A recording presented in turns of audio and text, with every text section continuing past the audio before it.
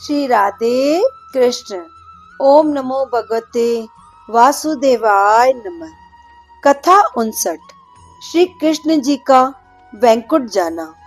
राजा परीक्षित ने सुखदेव महाराज से पूछा कि जिनकी कथा सुनने मात्र से पाप नष्ट हो जाते हैं, ऐसे अद्भुत परम आत्मा का अंत कैसे हुआ।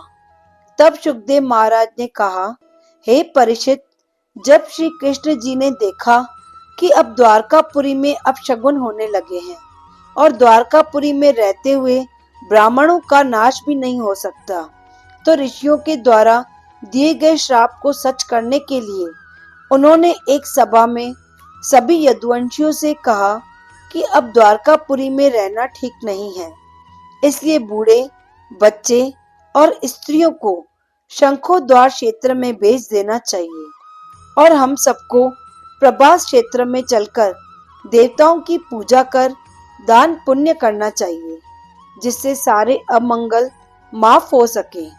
सभी यदुवंशियों ने कृष्ण की आज्ञा मान ली। राजा उग्रसेन और माता देवकी को छोड़कर बाकी सभी यदुवंशी प्रभास क्षेत्र में पहुंचे। वहां स्नान कर दान पुण्य किए। उस दिन व्रत रखकर वहीं सब रह गए। फिर दूसरे दिन शराब पीकर सबको नशा हो गया।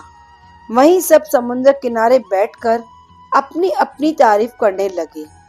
नशे ने उनकी मत अर्थात बुद्धि छीन ली थी। अपने अहंकार में एक दूसरे से ही लड़ने लगे। सभी एक दूसरे के खून के प्यासे हो गए।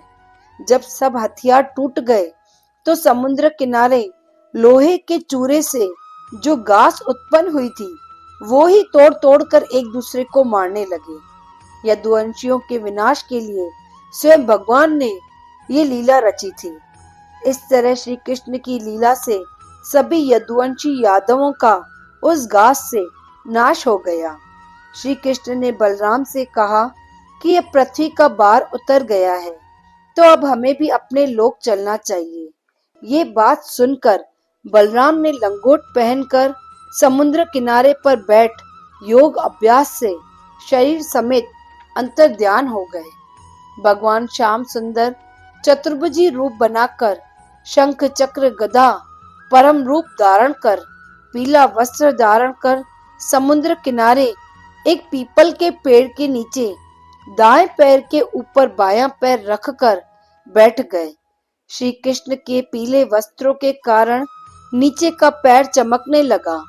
उस वक्त जरा नाम का एक शिकारी प्रभु के पैरों को हिरण समझकर मछली के पेट से निकला हुआ लोहे के नुकीले टुकड़े से जो तीर बना था, वो तीर चलाने लगा। वो तीर श्री कृष्ण जी के पैरों को आकर लगा। वो शिकारी दौड़ते हुए वहां आया। श्री कृष्ण जी को देख कांपने लगा और हाथ जोड़कर भगवान के पैरों पर गिरकर कहने लगा, हे प्रभु, मैंने ऐसा अपराध किया है जो कभी भी माफ नहीं किया जा सकता है, इसलिए अब आप मुझे अपने हाथों से मार दो। वो इस तरह भगवान के आगे आकर विलाप करने लगा। तब कृष्ण जी मुस्कुराकर बोले, हे जरा, तू बिल्कुल भी चिंता न कर, ये मेरी अपनी इच्छा से ही हुआ है। तू चिंता मत कर, तेरे लिए वैकुंठ से सुंदर विमान आ रहा है। इतना कहते ही आकाश से सुंदर विमान आया और जरा उसमें बैठकर वैकुंठ चला गया। फिर कृष्ण भगवान के सारथी दारुक वहां आ पहुंचे। भगवान का चतुर्भुजी रूप देखकर रथ से नीचे उतरकर उन्हें प्रणाम किया। तब त्रिलोकीनाथ की इच्छा से वह रथ आकाश में उड़कर अलुप्त हो गया।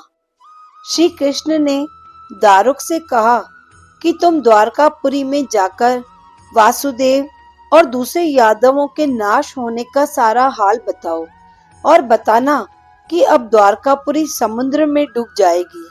इसलिए सब अपना सामान लेकर अर्जुन के साथ हस्तिनापुर चले जाएं और मेरे वैकुंठ जाने का बिल्कुल भी शोक ना करें।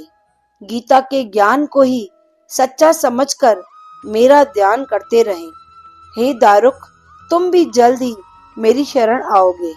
ये सब सुन दारुक रोते हुए प्रभु को प्रणाम कर द्वारकापुरी चला गया।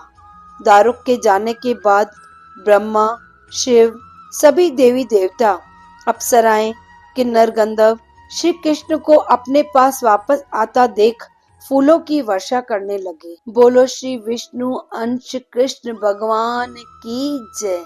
श्री राधे कृष्ण।